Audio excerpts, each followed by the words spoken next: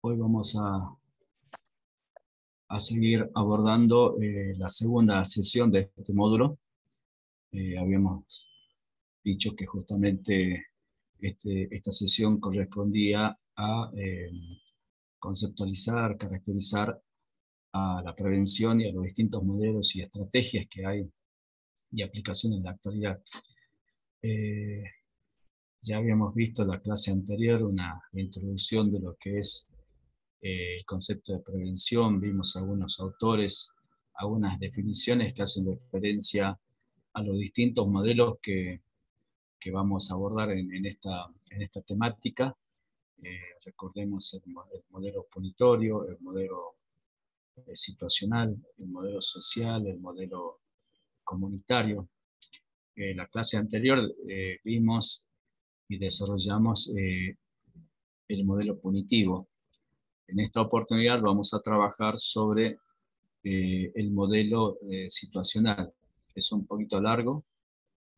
Si no llegamos, vamos a dejar una segunda parte, básicamente lo que es el desarrollo de las teorías, porque este modelo tiene su fundamentación en un conjunto de teorías, así que en principio vamos a conceptualizarlo, vamos a caracterizar este modelo situacional.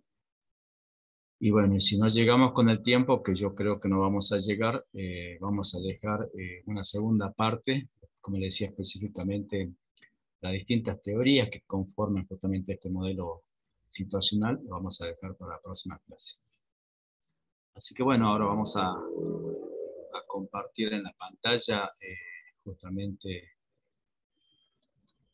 las diapositivas que le van a ir ilustrando a ustedes el desarrollo de esta temática.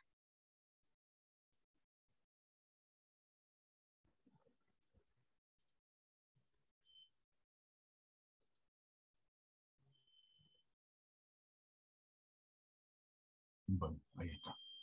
¿Sí? Bueno, como le decíamos, esta clase vamos a abordar la situación la prevención situacional, quiero decir, perdón. ¿Sí? El concepto que habíamos dejado nosotros era justamente que era un conjunto de estrategias de intervenciones que estaban dirigidas a impactar en lo situacional o ambiental para poder transformar justamente ese ambiente, esa situación, en situaciones propicias.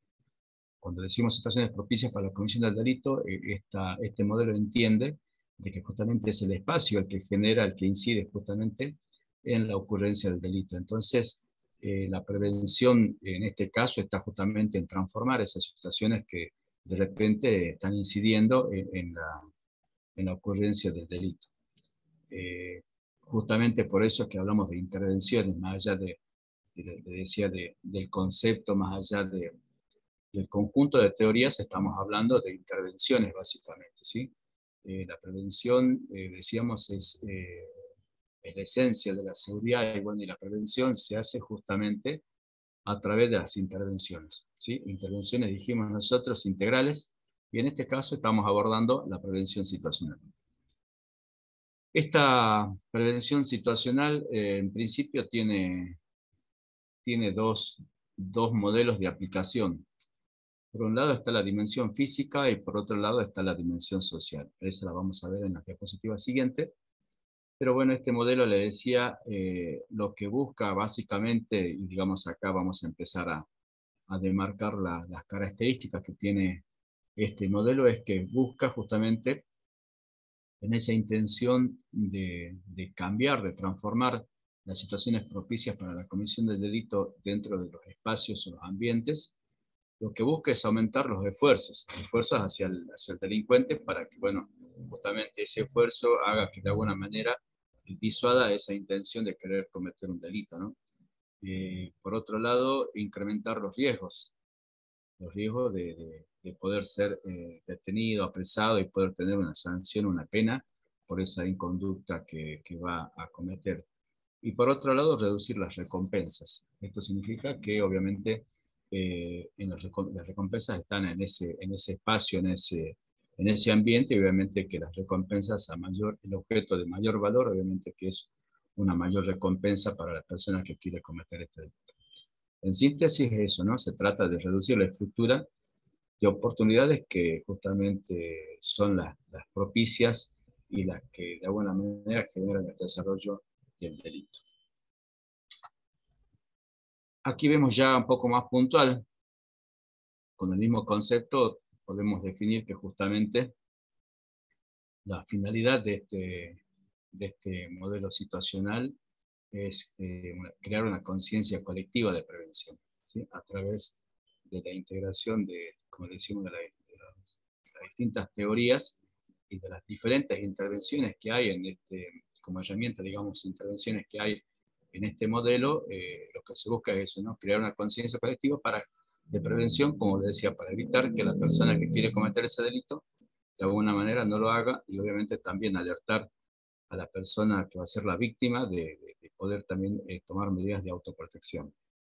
El objeto de este modelo es el delincuente ocasional, es decir, cuando el interés que tiene este modelo es el ambiente, pero el objeto hacia el cual se va a dirigir todas las acciones, todas las intervenciones, es el delincuente ocasional. Decimos delincuente ocasional porque acá dejamos de lado por allí al delincuente profesional, que este delincuente profesional no se va a frenar en la primera medida que nosotros pongamos como de dificultad, como de modificación del ambiente o de la situación donde quiere cometer ese hecho, ¿no?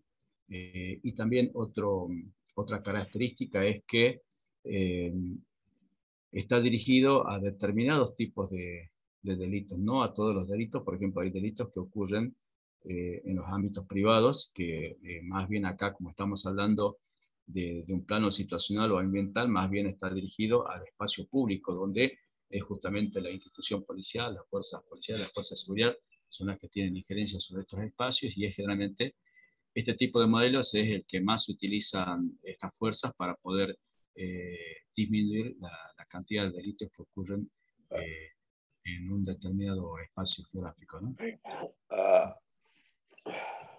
El método de defensa que utiliza, decimos que es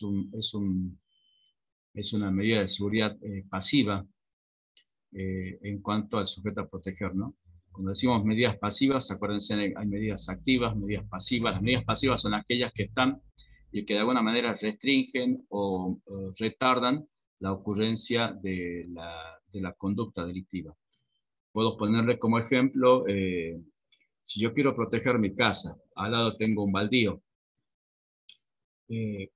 cómo a través de la modificación del ambiente, de la situación que me genera tener al lado un baldío, que está oscuro, que está abandonado, que la tapia es baja, que no tengo ningún vecino que pueda ver eso. Entonces un medio pasivo y también es un medio físico que yo puedo poner como método de defensa, es elevar la tapia que colinda, digamos, hacia ese terreno.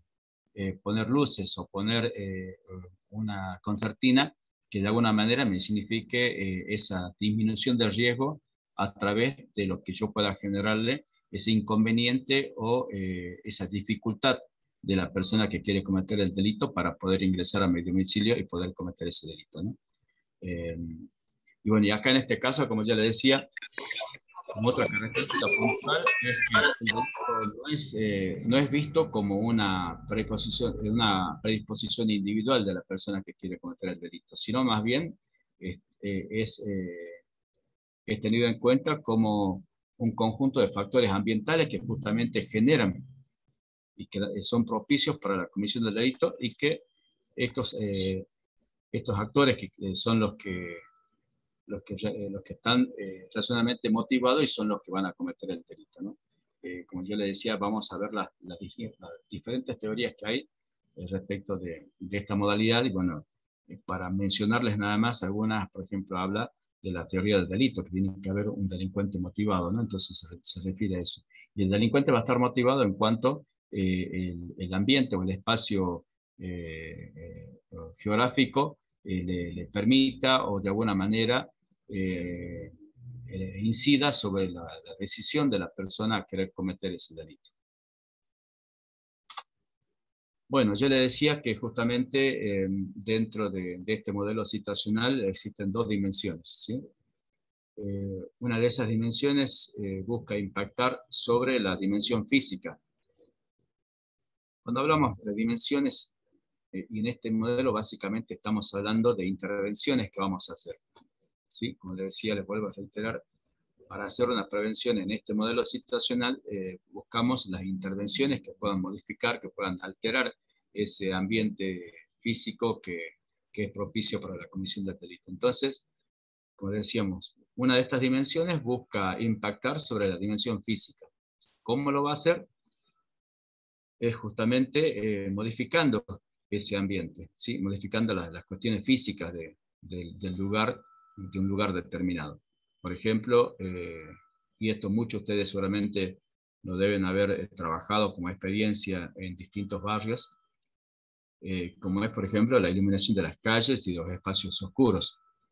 Y esto no solo hace por allí a la disminución de los hechos concretos, digamos, de delitos que puedan ocurrir en un determinado espacio geográfico, sino también hace a disminuir la sensación de inseguridad que pueda sentir la persona, el vecino o el transeúnte que pasa por ese lugar, ¿no? Eh, y esto ustedes seguramente mucho en los foros vecinales, en las reuniones barriales que hacen, seguramente, y creo también por experiencia, que es una de las mayores demandas que tienen los vecinos, justamente atendiendo a esas dos cuestiones. Uno, a la ocurrencia de hechos delictivos, y otro, a la sensación de inseguridad que se siente pasar por el lugar durante la noche en lugares oscuros. Lo mismo hace el desmalezamiento de terrenos baldíos. ¿Sí? Por allí territorios abandonados que no son utilizados.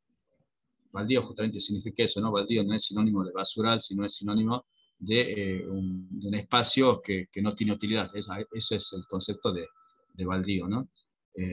Y bueno, justamente muchos de estos terrenos baldíos están muchas veces más en esta época que comienzan las lluvias, comienzan a crecer los pastizales, los arbustos de altura, que impiden la visibilidad de las personas, y eso hace que también sea un lugar propicio para la comisión de delitos, sea para la persona que quiera cometerlo se puede esconder en el lugar, o después de cometerlo se puede volver a esconder en ese lugar, o bien simplemente porque la persona víctima que pasa por allí de repente le da esa sensación de inseguridad pasar por esos lugares, ¿no? Que en muchos de los casos son lugares que están deshabitados, que están desolados, y obviamente eso hace a la sensación de inseguridad.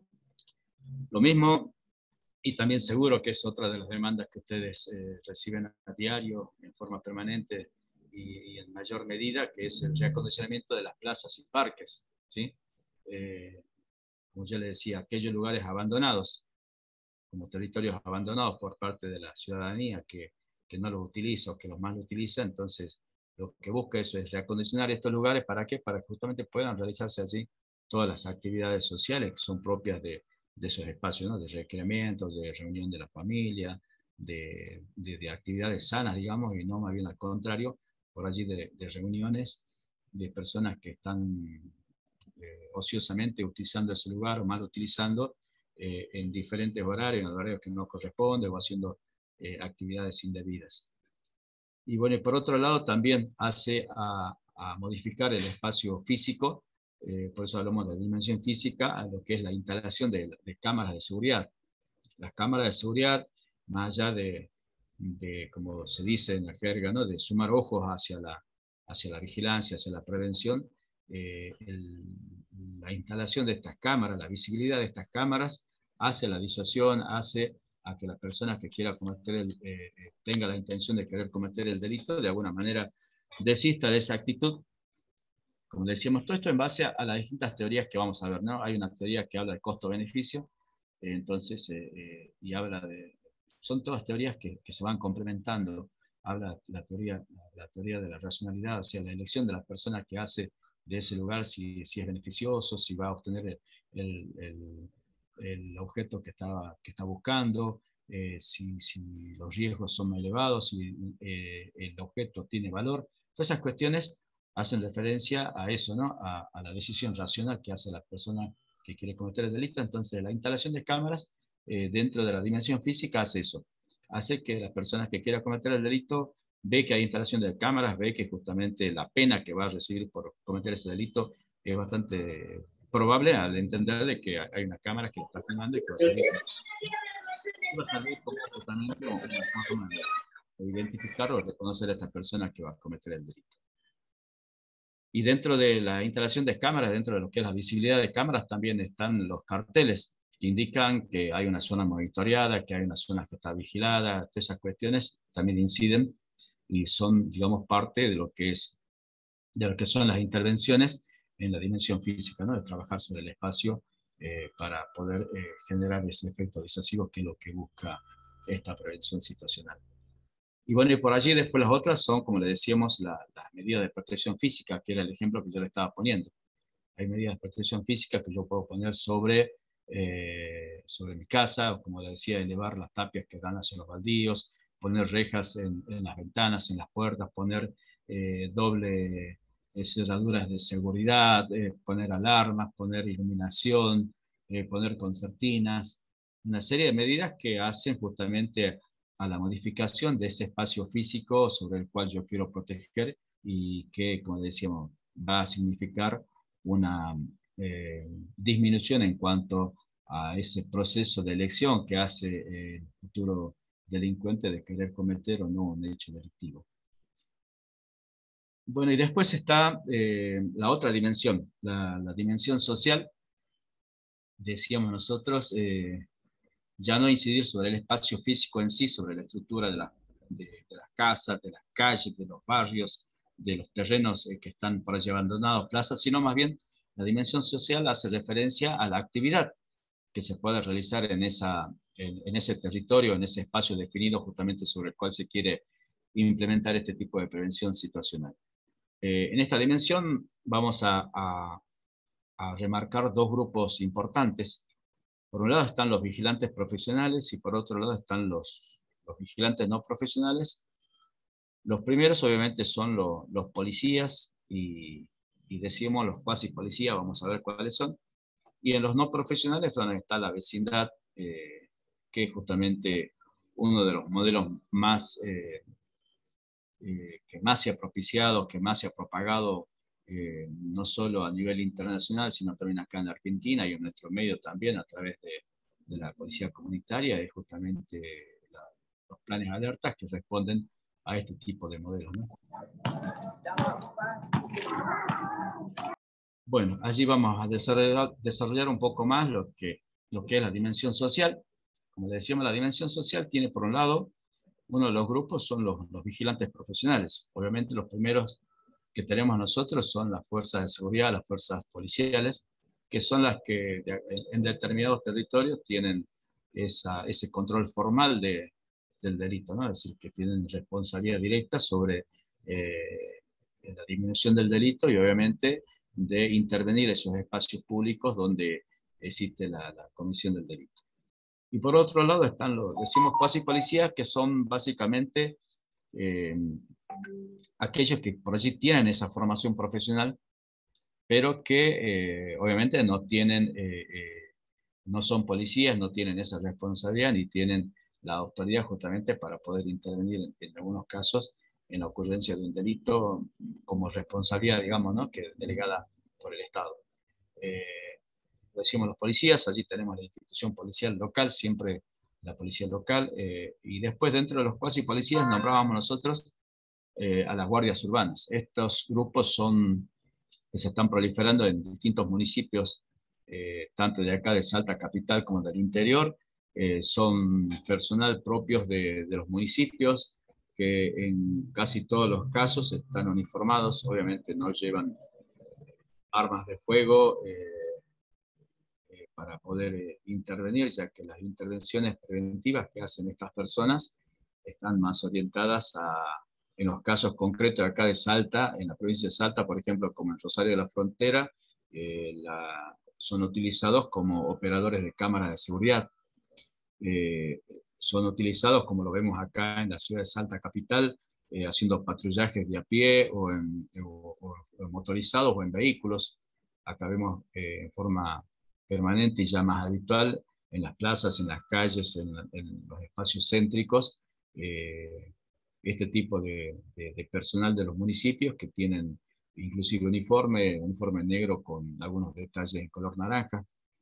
En otros casos también, estas guardias urbanas lo que hacen es la comprobación de faltas municipales, de foco de basurales, de algunas infracciones de tránsito, y que en el caso de detectar delitos, la intervención de estas personas se limita obviamente únicamente a título informativo a comunicar esas situaciones al 911.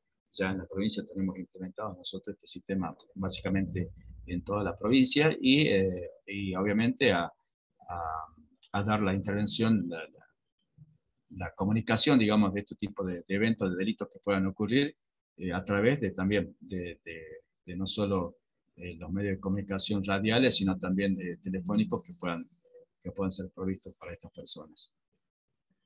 También dentro de estos vigilantes también tenemos estos cuasi policía, digamos, tenemos los vigilantes de edificios públicos o de espacios públicos. Y en algunos casos son propios del personal del municipio y otros son, digamos, contratados a través de las empresas de seguridad privada, ¿no? Que en estos casos vemos nosotros, más quizás esto, lo último, que son empleados de seguridad privada que están trabajando en diferentes edificios del municipio. Y también en muchos casos de edificios que son propios de la provincia, ¿no? Del gobierno provincial. Bueno, dentro de esta intervención social, de esta dimensión social, como decíamos nosotros, tenemos la otra parte, ¿no? La otra parte que le decíamos nosotros, que responden a, a los no profesionales.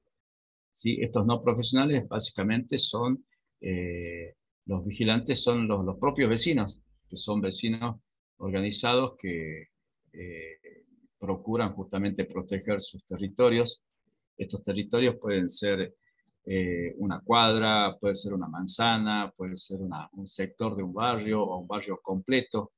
El espacio, bueno, es definido de acuerdo a la organización y al interés que tienen los vecinos de participar en este tipo de prevención. Que en este caso, arriba les puse un cartel que es una intervención situacional y comunitaria, ¿no? Porque no solo responde, digamos, a intervenir en el espacio físico, sino también lo hace con la participación de los vecinos como uno de los actores principales dentro de esta prevención.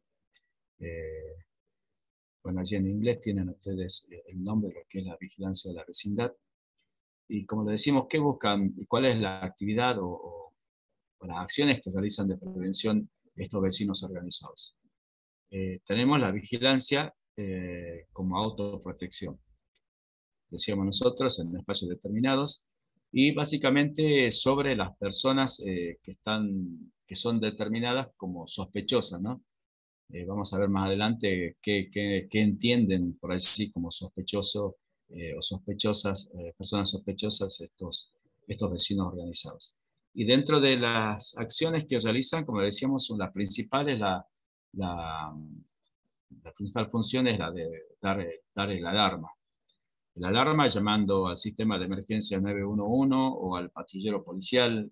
En muchos lugares, no solo de acá, de la Argentina, o por así de otros países donde se generó este tipo de modelos y se implementó en forma masiva, la idea de este modelo era que yo por aquí en Salta no lo vi desarrollado por allí de esa manera, no lo vi implementado por allí de esa manera, que es justamente, sí se tuvo la idea, pero creo que no llegó a concretarse, es de que justamente el vecino, tanto el vecino organizado que trabaja o digamos que está eh, afectado, está comprometido con este tipo de modelo situacional de la vigilancia de la autoprotección en los llamados planes alertas. La idea era de que ese vecino o cualquier vecino de la zona por donde está patrullando el móvil policial tenga el teléfono del oficial o del personal que está a cargo de ese móvil, justamente para alertar a la policía y que pueda haber una pronta intervención, ¿sí?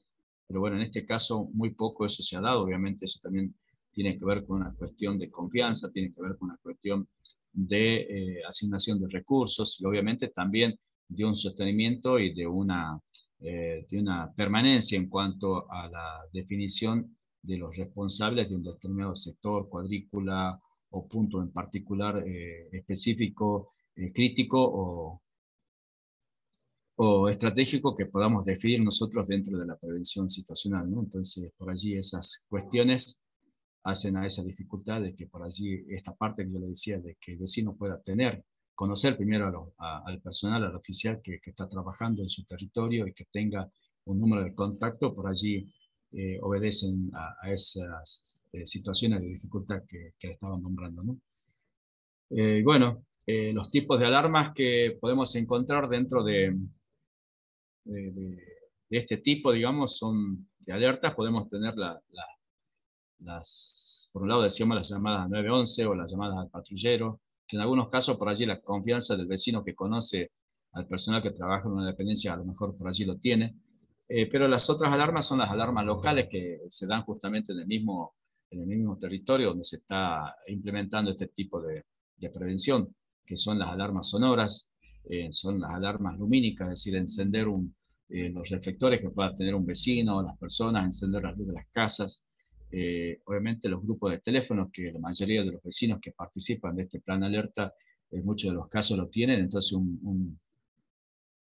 un mensaje alerta a todos los vecinos que están, casi siempre están predispuestos, digamos, y atentos a que pueda darse una situación riesgosa y poder eh, promover esa reacción de los vecinos para la intervención o para asegurarse de justamente que se dio la alarma y la alerta hacia la autoridad policial, que es la que debe intervenir en estos casos. ¿Cuáles son por allí en este modelo y básicamente mucho hablando también ya de lo que es este modelo de lo que es eh, la- la- el plan alerta, ¿no? Que, como decíamos, es un mixto entre prevención situacional y prevención comunitaria.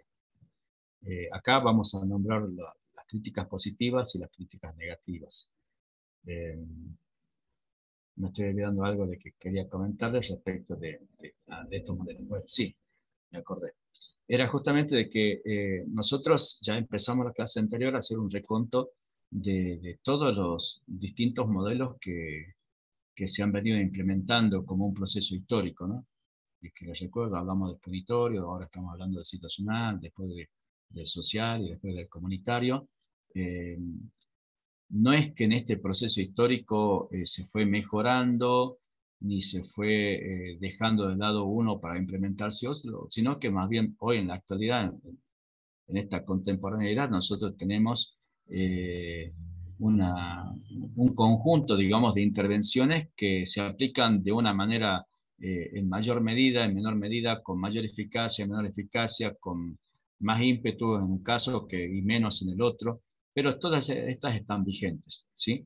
El modelo punitorio, el modelo penal, siempre existió y va a seguir existiendo porque es una también de las herramientas que hace a la prevención de evitar de que la persona, por lo menos a través del miedo, pueda tener esa intención o dejar de lado la intención de cometer un delito.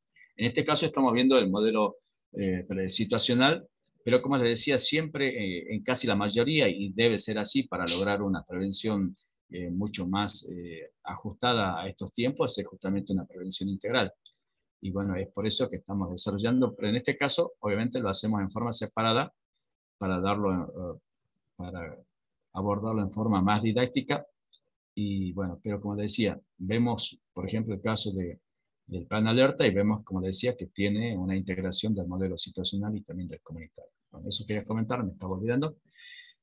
Entonces, volvemos a lo que son los resultados o las críticas que hay sobre este modelo, ¿no? Las críticas positivas, podríamos decirle, por allí se habla de que la implementación de este modelo tiene resultados a corto plazo y son resultados beneficiosos, resultados positivos, que tienen una alta visibilidad, ¿sí? Obviamente que, como le decíamos, las medidas de seguridad física, el patrullaje, la vigilancia, la autoprotección, los carteles, la modificación del espacio público, todo eso obviamente tiene mucha visibilidad y eso es sumado, digamos, como un aspecto positivo dentro de la implementación de este modelo. Obviamente que esto tiene sus réditos tanto políticos como sociales dentro del ámbito de una comunidad, de un determinado barrio o de una zona. Los referentes sociales obviamente que tienen un rédito sobre este tipo de implementaciones, porque como les decía, una de las principales características que es altamente visible. Como característica sí se reconoce que es altamente visible, pero bueno, el efecto, digamos, la eficacia que pueda tener, bueno, allí ya se cuestiona y vamos a ver eso en la parte como crítica negativa, ¿no? Eh, Se cree que tiene un efecto disuasivo, sí puede evitar, puede disuadir a la persona de cometer el delito, pero la disuasión por allí no es lo mismo que la prevención, es decir, no es lo mismo que evitar el delito. Eh, en el efecto disuasivo nosotros vemos dos aspectos acá, un aspecto objetivo y un aspecto subjetivo. El aspecto objetivo hace referencia a que este efecto disuasivo evite la comisión del delito en sí. Estamos hablando de la rama, digamos, de lo que es la seguridad objetiva, ¿no? Es decir, la ocurrencia del hecho concreto que es el delito. Y lo subjetivo tiene que ver con la disminución de la sensación de inseguridad. Y en esto sí, por allí tiene su efecto, quizás a corto plazo, vamos a ver ya como decíamos las críticas negativas, quizás tiene su efecto inmediato, pero quizás es a corto plazo y si eso no se sostiene con otro tipo de medidas, con otro tipo de modelos integracionales que puedan hacerse, por allí esta efectividad pierde su vigencia en el tiempo, ¿no? Y bueno, y el otro es el efecto fortaleza. Esto hace de que las personas que están involucradas, que están organizadas dentro de esta autoprotección o de vecinos que están viendo que el patrullero circula de forma más frecuente, que lo hace por aquellos lugares donde antes no lo hacía, en ese espacio geográfico, en ese territorio que está definido para este tipo de prevención, obviamente que genera en el vecino ese efecto fortaleza.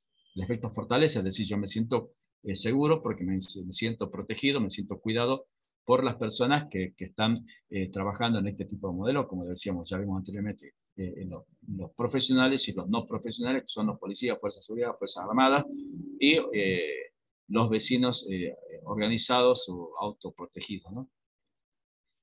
Eso es como críticas positivas, digamos. Voy viendo siempre la hora porque recién vamos a mitad, creo. Y bueno, y después tenemos las críticas negativas. Dentro de las críticas negativas tenemos el efecto desplazamiento o el efecto globo que se pasa, ¿sí? Que también se llama efecto globo. Esto está vinculado, a ver si lo muestro acá, esto está vinculado con esto, ¿no? Con lo que es el efecto disuasivo, que, como se dice, ¿no? En el momento puede disuadir a la persona de cometer el delito, pero esa persona, por allí, ¿qué va a hacer? No va a cometer ese delito en ese momento. Por allí lo va a cometer en otras horas del día donde en ese triángulo del delito, donde justamente falta está la ausencia de la persona que vigila, lo va a hacer en ese momento. Eh, Puede desplazarse no solo en el momento, sino desplazarse hacia otro lugar donde no está justamente la vigilancia o donde la víctima está al alcance, digamos, del victimario. Ese desplazamiento entonces puede ser de días, puede ser de horas, puede ser de lugar, e inclusive puede ser de modalidad, ¿sí? Que eso nosotros comúnmente le llamamos el modus operandi. Entonces también hay un desplazamiento del delito hacia otras formas y lo que en este caso la crítica negativa a este efecto disuasivo que decimos acá, que lo tenemos como positivo, es de que sí puede disuadir ese efecto en ese momento y en ese lugar, pero lo que hace es distribuir ese delito en otros lugares, ¿no? En otros lugares, en otro momento, en otros días. Y bueno, ese es el efecto globo, ¿no? Cuando uno aprieta en un lado, el globo se va o se expande hacia otro lado, ¿no? Esa es, digamos, la, la parte figurativa, digamos, de lo que es el efecto globo.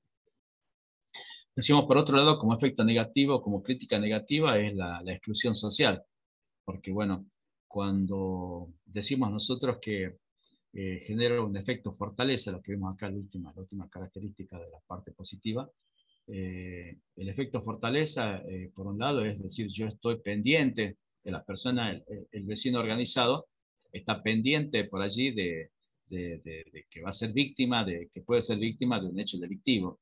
Entonces está pendiente de aquellas situaciones que le puedan generar esa situación de ser víctima. Entonces, por allí, ¿qué hace? Empieza a ver al distinto, empieza a ver a- al pobre, empieza a ver al extraño, empieza a discriminarlo, empieza a encasillarlo y bueno, y eso genera una exclusión social, ¿no? Es decir, que nosotros los vecinos, inclusive los mismos vecinos que se autoprotegen, se están autoexcluyendo por allí del resto de la sociedad y discriminan y excluyen hacia aquellas personas, como decía, que pasan por su territorio o que viven en su territorio y que del solo hecho de ser distinto, por allí ya genera esa exclusión social, ¿no? Que bueno, obviamente la exclusión social es vista como una cuestión negativa, porque bueno, la integración de la sociedad, la civilidad es lo que hace justamente a poder ocupar esos territorios de manera correcta. Cuando hablamos nosotros en la dimensión física, hablamos de mejorar, de recuperar las plazas, esos espacios que están destinados para la recreación. Entonces, si entramos dentro de la exclusión social, obviamente que es un aspecto negativo que va a ir en contra, digamos, de esa civilidad que se pretende lograr para que justamente la identidad de un grupo social, de una comunidad, también fortalezca de alguna manera la prevención en estos casos, ¿no? Bueno, allí vemos el efecto fortaleza. Le decíamos, este efecto fortaleza hace que, bueno, si bien en principio, como le decíamos, tiene un efecto a corto plazo, por esa alta visibilidad que tiene. Pero muchas veces, con el transcurrido del tiempo, cuando ya no, por allí no ocurren hechos delictivos, cuando empieza a disminuir la presencia policial, la vigilancia, el patrullaje, ese efecto fortaleza que hacía en principio que una persona se sienta protegida, que haya bajado la, la, la sensación de inseguridad que sentía en su momento, de repente, al ya no estar, al perder efecto, al perder vigencia, estas cuestiones, este efecto fortaleza es como un boomerang, empieza a generar mayor índice de sensación de inseguridad, inclusive mayores al nivel inicial cuando se empezó a trabajar y empezó a implementar este tipo de modelo de prevención situacional, ¿no? Eh, y bueno, y después está, obviamente, que este efecto fortaleza, la exclusión, el separarse, digamos, en un determinado territorio genera la división de la ciudad en territorios, que hay algunos territorios que pueden estar protegidos, otros no protegidos. Eso hace a la exclusión social, eso hace a la discriminación. Eh, y básicamente, en muchos de los casos, estas cuestiones ocurren muchas veces porque justamente el sostenimiento de este modelo y de este plan alerta, como es llamado en muchos lugares, muchas veces se hace sin una evaluación, sin un diagnóstico inicial que me permita medir a mí, tener una situación inicial y que sobre eso yo pueda hacer una evaluación final. Entonces, justamente, otra de las críticas que hay es eso, ¿no? De que estos modelos no tienen un resultado final, una evaluación final, justamente porque en muchos de los casos arranca sobre la nada, sin un diagnóstico y muchas veces eso obedece a que son respuestas a demandas puntuales, porque en el lugar ocurrió un delito que a lo mejor tuvo mucha trascendencia pública en los medios de comunicación, en el vecindario, o inclusive por allí en otros niveles provinciales o nacionales. Entonces, la respuesta inmediata, justamente atendiendo a que es de alta visibilidad, entonces se implementa sin un diagnóstico previo, sin saber qué tipo de riesgos tenemos en ese lugar y obviamente que eso hace a que no tenga una sostenibilidad en el tiempo y obviamente a la pérdida de la efectividad y de participación de las personas que se han organizado o que están de alguna manera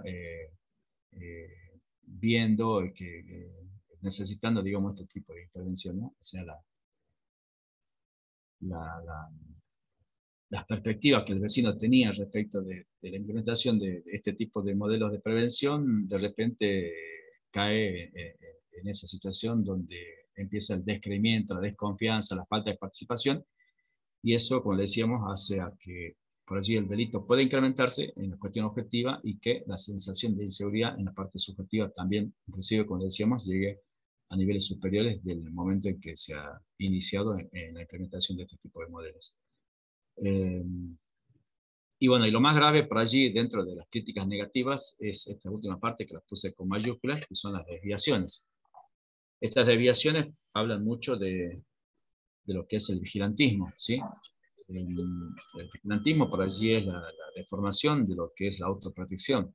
Esto hace que, y se vio en muchos medios de comunicación televisivos, por allí videos donde las personas por allí encuentran a un delincuente y hacen uso de lo que se llama la justicia por mano propia, o los linchamientos, las agresiones físicas hacia estas personas. Bueno, eso degenera por allí esta cuestión que tiene que ver con la prevención y no con medidas de venganza o medidas agresivas hacia las personas que cometen delitos en determinados territorios, ¿no?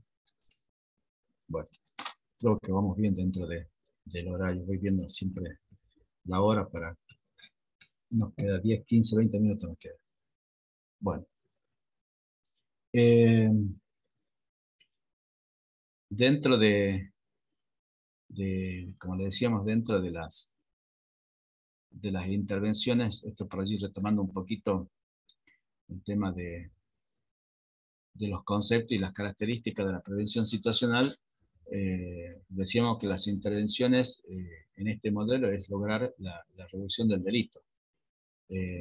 Para eso, ¿qué se hace? ¿No? Se trabaja justamente sobre un determinado espacio o ambiente, y lo que se busca es intervenir a través de estrategias que se busca, como decíamos, ¿no? Modificar, reemplazar esas situaciones propicias para el delito dentro de los espacios físicos, pero como yo le decía, no atiende a todos los delitos, sino atiende a delitos, a categorías muy específicas del delito.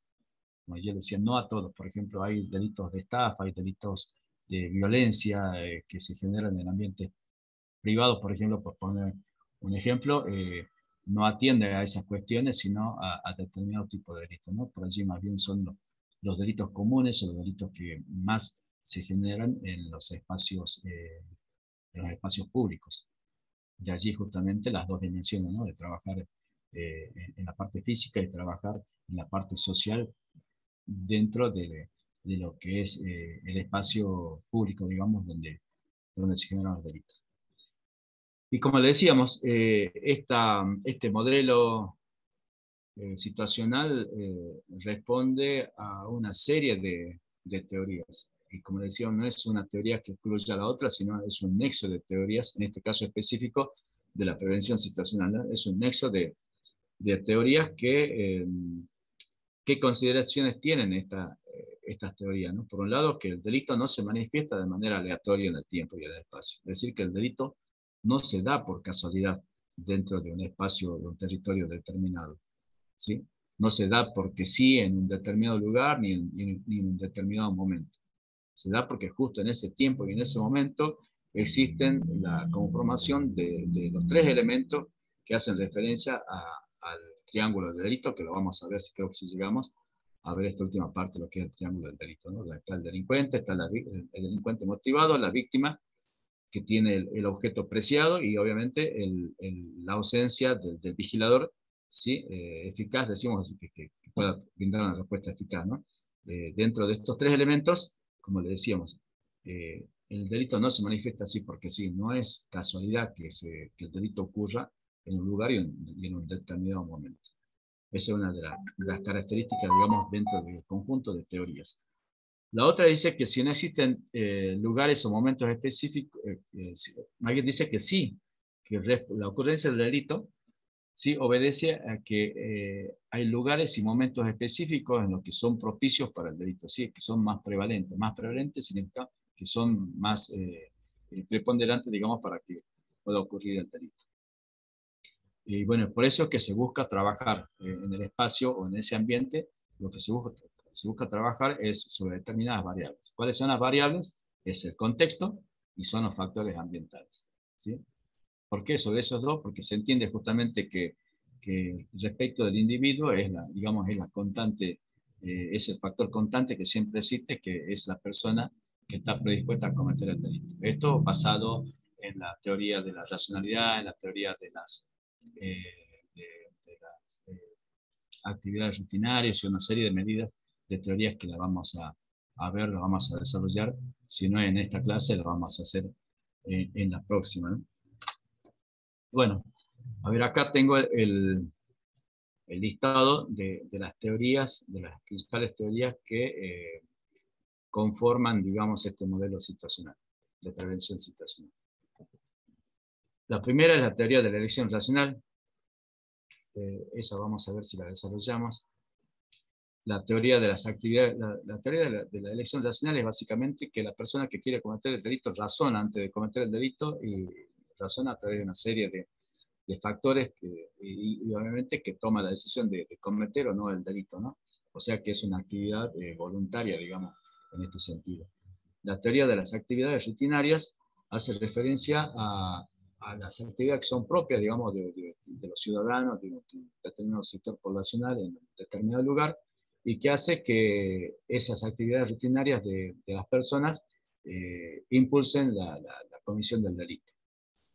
Y bueno, dentro de estas actividades rutinarias, como le decíamos, tenemos la teoría del triángulo del delito, que habla de un triángulo interno, un triángulo externo. En realidad, acá lo que interesa son las tres partes que intervienen, como le decíamos, son la víctima y el objeto preciado, digamos, el objeto que va a ser objeto de sustracción, valga la redundancia, la víctima, el futuro victimario, que está motivado para la comisión del delito, y la ausencia de la vigilancia efectiva, ¿no? Que eso se da dentro de un contexto, dentro de un espacio geográfico, que es justamente gráficamente el triángulo que se marca y que se ve en muchos de los casos como ejemplo, ¿no?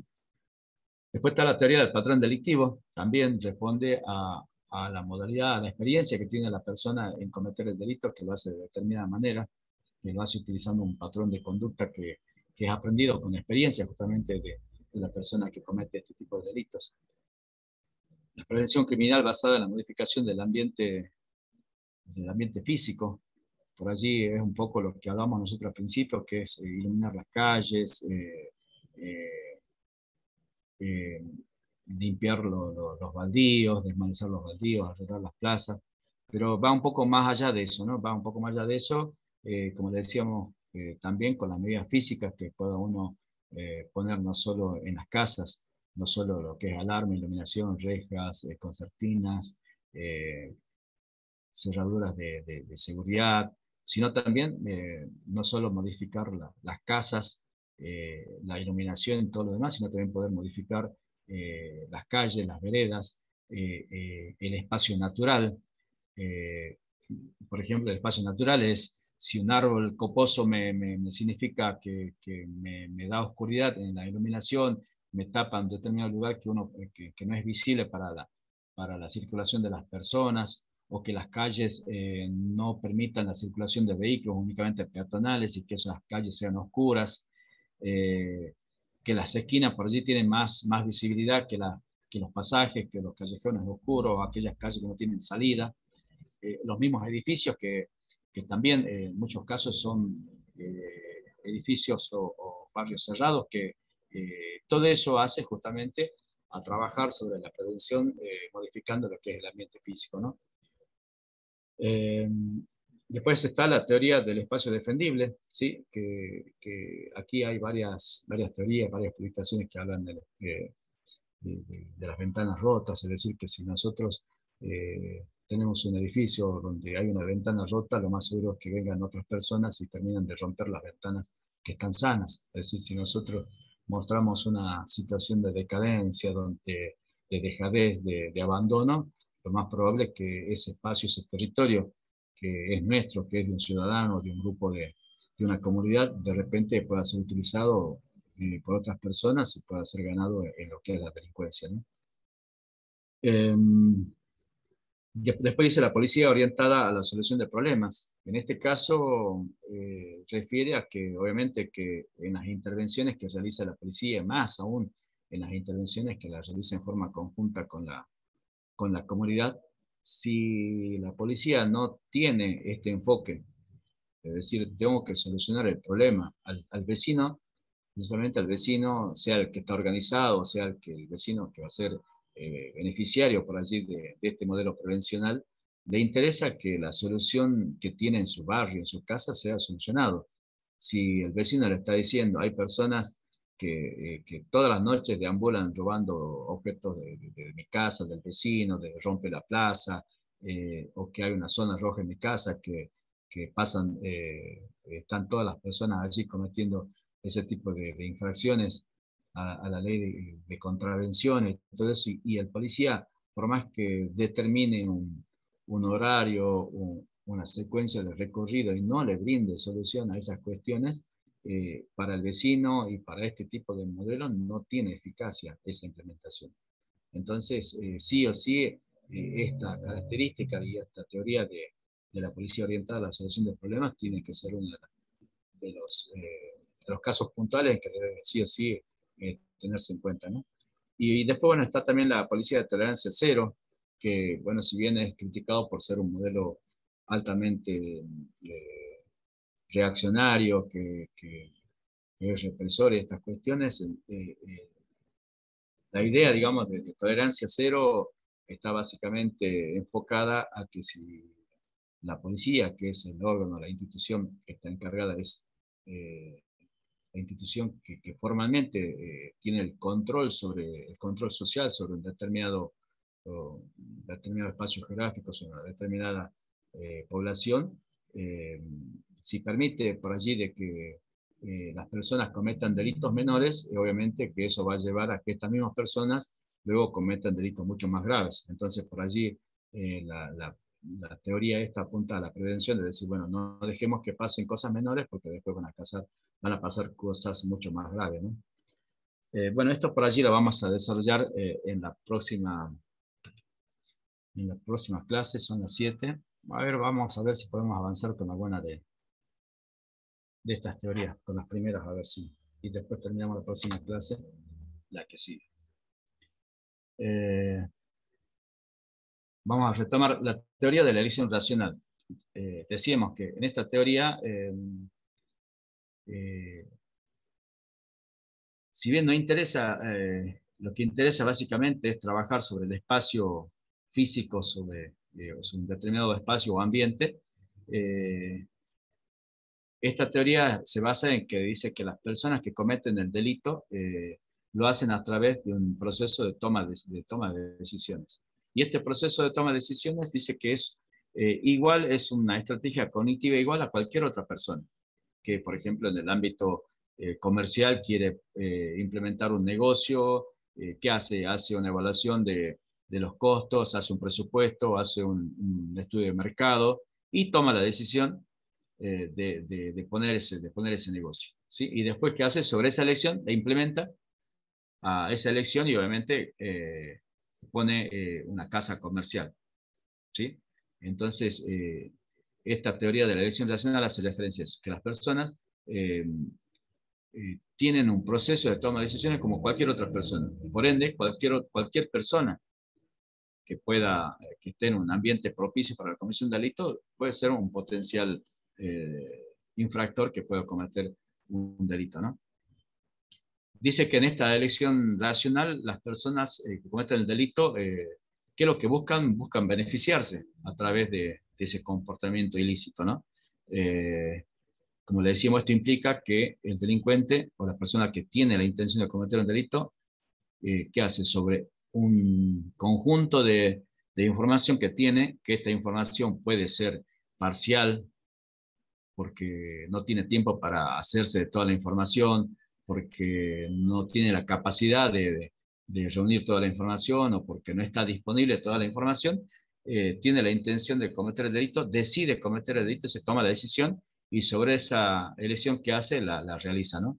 Eh, ¿Qué hace esta persona? En esta teoría dice que la persona esta razona, razona como cualquier otra persona y se rige básicamente por los principios de costo-beneficio. Es decir, primero, castigo-recompensa.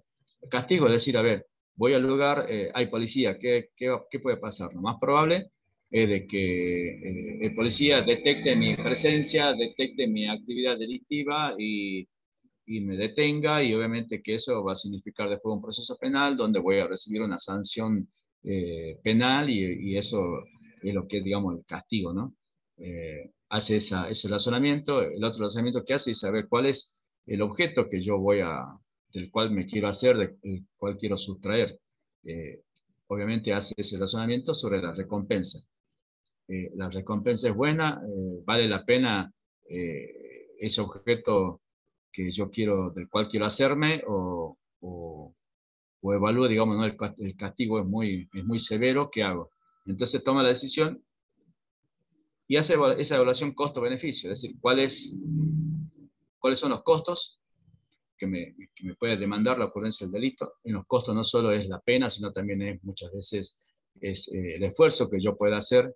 Si yo tengo que hacer un semejante esfuerzo que me lleva todo el día, trepar una tapia de 5 metros, qué sé yo, para sacar, qué sé yo, no sé, una madera que a lo mejor no tiene valor, entonces por allí eso hace que en este razonamiento de la persona que tiene la intención de cometer el delito no lo haga, desista de esa situación, ¿sí? Y bueno, la prevención en este caso, atendiendo a este tipo de teoría de la elección racional, está justamente en eso, en incidir en el espacio físico, en el ambiente, para tornarlo más seguro. ¿Cómo lo va a tornar más seguro? Es aumentando los riesgos, es decir, que, como yo le decía, los riesgos es a través de la vigilancia, a través de las cámaras de seguridad, tornarnos más inconvenientes. Si yo, como le decía, el ejemplo, vuelvo al primer ejemplo, si yo tengo mi casa con una tapia de 1,50 m que da un baldío, que ese baldío de noche no está iluminado, que mi casa para allí a lo mejor de noche queda sola, entonces para ponerle más inconveniente a la persona que quiera ingresar a mi casa para cometer un delito, entonces tomaré esas medidas físicas pasivas de levantar la tapia, de poner concertina o poner otras medidas, digamos, de seguridad, ¿no? A eso refiere lo que es generarles inconvenientes a la persona que tiene esa intención de cometer el delito. Y que sea menos beneficioso, ¿sí? Que menos beneficioso si yo a lo mejor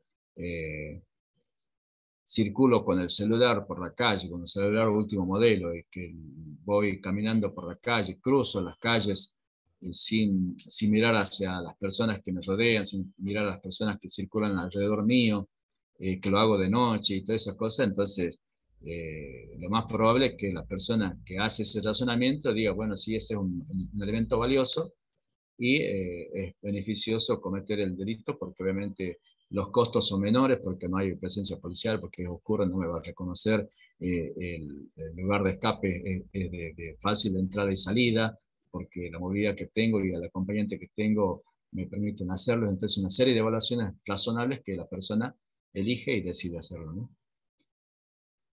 Bueno, esa es la teoría de la elección racional. La otra teoría, vamos bien con la hora. Sí. La otra teoría es la teoría de las actividades rutinarias. Eh, Esta teoría dice que, si bien en muchos países se ha observado en determinadas épocas, momentos, que hay un aumento del bienestar, porque hay aumentos en las mejoras económicas de estos países, la delincuencia en esos lugares no ha bajado. Al contrario, en muchos casos se ha incrementado, en casi todos se ha incrementado. Esto es una paradoja, ¿no? Que hace referencia a que no existe una relación directa entre bienestar, como muchos creen, muchos teóricos creen que logrando satisfacer las necesidades básicas, elevando el nivel de vida de las personas, el delito va a disminuir. Esta teoría refiere a lo contrario, dice que no hay una relación directa entre mejoras económicas y disminución de la delincuencia, que al contrario es una paradoja, que es, y esta teoría dice que, bueno, que los cambios estructurales que se generan en relación a las actividades rutinarias de las personas que viven en determinada ciudad, en un determinado poblado, hacen que justamente se incrementen las tasas de criminalidad. ¿Sí? Uno puede decir, ¿cómo puede ser eso? Si, como diciendo, no, ellos no tienen la culpa, sí, pero las actividades, la estructura, por ejemplo, los cambios estructurales que se dan, por ejemplo, en una ciudad, que de repente empieza a crecer económicamente, que empiezan a crecer las industrias, que genera mayor fuente de trabajo, que genera un desarrollo económico mucho más alto, que eso hace que las personas modifiquen sus actividades rutinarias que a lo mejor antes no había trabajo, había desocupación, estaban en las casas y que de repente tengan que salir a trabajar, salir de sus casas, abandonar sus casas para ir a trabajar, que lo hagan con celulares de última tecnología, con el avance justamente de los medios de comunicación, que haya mayor empleo, mayor transitabilidad. Esas actividades rutinarias que se modifican, en este caso, en esta teoría, hacen referencia a que esos cambios, así como hay cambios paralelos en estas cuestiones estructurales de lo que son las actividades rutinarias de las personas, las actividades diarias, también dice que hay un aumento de las probabilidades de delinquir. Obviamente, si en un barrio, en un poblado, en un centro urbano, no hay trabajo, no hay elementos de valor, en un poblado donde la mayoría de las personas están en su casa, obviamente que esa actividad rutinaria va a hacer que las personas estén en su casa y no haya mucha circulación, menos de noche, no haya actividades nocturnas, entonces obviamente que el delito va a disminuir. En este caso, refiere eso, ¿no? De que las actividades que se modifican, las actividades diarias que realizan las personas, ¿sí? Son las que propician el delito. Hay un aumento paralelo, digamos, en esta modificación de las actividades rutinarias en cuanto al aumento del delito, ¿no? Y bueno, y allí esto está muy enfocado con esta teoría, con el triángulo del delito, ¿no? Que el triángulo del delito hace referencia a que tiene que haber un delincuente motivado, es decir, una persona que quiere cometer un delito, que como decía, en esta elección racional que hace, puede ser cualquier persona, que elija una víctima, que el objetivo sea una víctima o victimario que esté presente en el mismo lugar y en el mismo espacio de tiempo, y que obviamente tiene que haber lo que es la ausencia del guardián eficaz. ¿Sí? El guardián eficaz, decimos nosotros, puede haber un guardián, pero si está mirando el celular, si está mandando un mensaje o está atento a otras cosas y no a la prevención, es como si no estaría, ¿no? Por eso hablamos de ausencia de guardián eficaz, el guardián que va a intervenir en ese lugar, en ese momento, cuando la persona quiera cometer el delito. De eso se trata la prevención situacional. Bueno, para que lo veamos más claro, aquí están las tres partes de este delito, del triángulo del delito, ¿no? Una de las partes, una de las puntas del triángulo es la víctima o el objetivo del victimario, ¿sí? La víctima es la persona que sufre la desapoderación, que sufre el perjuicio, digamos, de este acto delictivo. El objetivo, por allí, no es la persona, sino es el objeto que porta. Como le decíamos en el ejemplo del celular, un celular de alta tecnología es el objetivo, no es el objetivo de la persona. El objetivo es el celular, es ese objeto que es valioso, que es atractivo para el delincuente, que está accesible, es decir, que lo lleva en el momento y que es de fácil sustracción, ¿sí? Esas son el razonamiento que hace el delincuente sobre la víctima y sobre el objeto que quiera sustraer, ¿no? Y después está, bueno, obviamente, el infractor o delincuente. ¿Quién es esta persona? Que es la persona que está dispuesta a cometer el delito, pero lo hace sobre esas características especiales del ambiente que resultan justamente propicias para que esta persona, a través de esa teoría del razonamiento, de un razonamiento cognitivo que hace, elige dentro de lo que es costo-beneficio, dentro de lo que es la apetencia del objeto que quiere sustraer, toma esa decisión de cometer el delito, ¿no? Eso lo hace, como decíamos, en un contexto, en cualquier tipo de contexto. Eh, Decimos en un contexto económico, por ejemplo, lo podemos ver nosotros acá claramente dentro de lo que son los centros comerciales, dentro de lo que son las peatonales que están llenas de comercio hacia ambos lugares, en determinados horarios, en determinados días. Sabemos que por allí los fines de semana, en horarios pico de apertura del comercio, es cuando intervienen estas personas llamadas punguistas, descuidistas, entonces por allí, como decíamos nosotros, en determinado espacio, en determinado lugar, son momentos propicios, obviamente obedece a eso, ¿no? Y cuando decimos el patrón de conducta que tienen los delincuentes, hace referencia a eso, ¿no? A la modalidad que la persona, a través de la experiencia de cometer delitos, va tomando justamente un mismo patrón de conducta, ¿no? Y bueno, este infractor, como le decíamos nosotros, trabaja en ese razonamiento sobre lo que es la recompensa, sobre lo que es el esfuerzo, sobre lo que es el riesgo de cometer el delito, y que eso hace una evaluación costo-beneficio, lo vimos ya en los diapositivas anteriores, hace referencia a eso y toma la decisión de cometer o no el delito. Y después está el vigilante, o sea, la persona que está encargada de cuidar el lugar de manera eficaz, decíamos, que puede ser el policía que, como decíamos, tiene ese control formal sobre lo social y tiene la responsabilidad de hacer prevención. El otro puede ser el controlador. El controlador es por allí la persona más allegada, la persona que está más cerca de la víctima y que es la persona que probablemente pueda estar en contacto directo o más cercano con el delincuente. En este caso puede ser, por ejemplo, si va un menor de edad, puede ser el padre, puede ser en la escuela el maestro, el tutor, en estos casos. Y el responsable puede ser, por ejemplo, el responsable de, de- de- de un centro comercial, de acá, por ejemplo, nosotros tenemos eh, los supermercados, esos lugares, entonces, bueno, el responsable puede ser ese, ¿no? Puede ser el dueño, puede ser el encargado, puede ser una persona designada justamente para estas cuestiones. Así que bueno, esas son las tres partes del triángulo del delito. La cuestión es que sobre estas tres partes tienen que estar siempre para la comisión del delito. O sea, cuando decimos vigilante guardián, tiene que estar la ausencia del vigilante, ¿no? Para que con la presencia de la víctima y del objetivo que quiera sustraerse, el infractor, a través de esa evaluación que hace un razonamiento lógico, tome la decisión de cometer el delito y, bueno, y lleva a cabo esa decisión de hacerlo, ¿no? Bueno, hasta aquí vamos a llegar. Sí, porque ya estamos, me pidieron terminar ahora.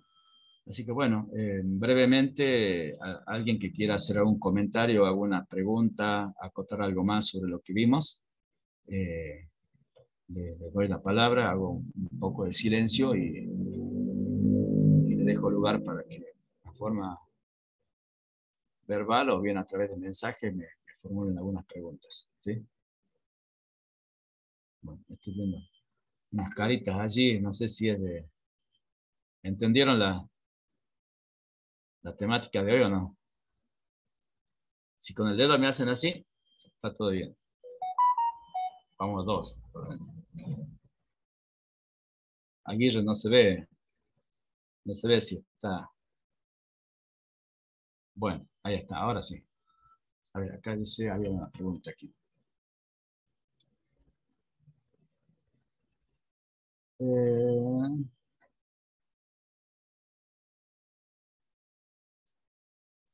sí se entendió, dice.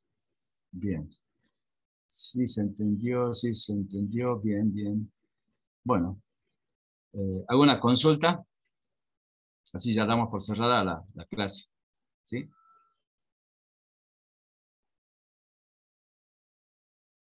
Bueno. Bueno, trabajen sobre el trabajo práctico número 2. Les vuelvo a reiterar, está escrito, es sobre la base del diagnóstico que han realizado ustedes ya en el trabajo práctico número 1.